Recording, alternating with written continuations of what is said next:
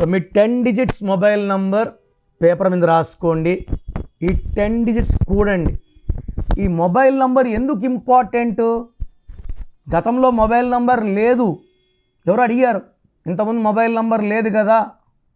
లేనప్పుడు దాని ప్రాముఖ్యత లేదు, ఉన్నప్పుడు ప్రాముఖ్యత వస్తుంది.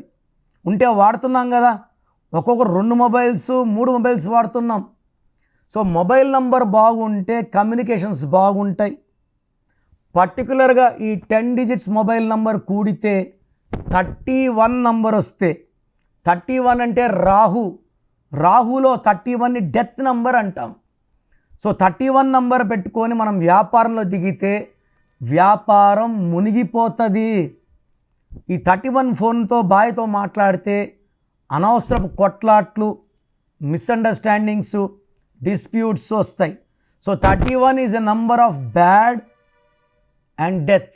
సో కమ్యూనికేషన్స్ చాలా బ్యాడ్గా ఉంటాయి. సో 31 నంబర్ ఫోన్ వాడకండి. సో మీ full name, calling name, date of birth, నా వాట్సాప్ నంబర్ రాసుకోండి.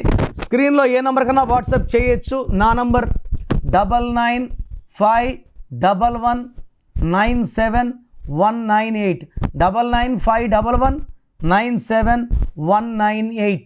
వాట్సాప్ పెట్టాక 24 అవర్స్ లోపల రిప్లై వస్తుంది. వాట్సాప్ పెడితేనే వీడియో కాల్స్ చేస్తున్నారు, రాత్రి 1 గంటకు వాట్సాప్ కాల్స్ చేస్తున్నారు. వాట్సాప్ SMS మీకు పర్మిషన్ ఉంది, వాట్సాప్ కాల్స్ పర్మిషన్ లేదు. సో నేను మీ పేరు స్టడీ చేశాక రిప్లై ఇస్తాను.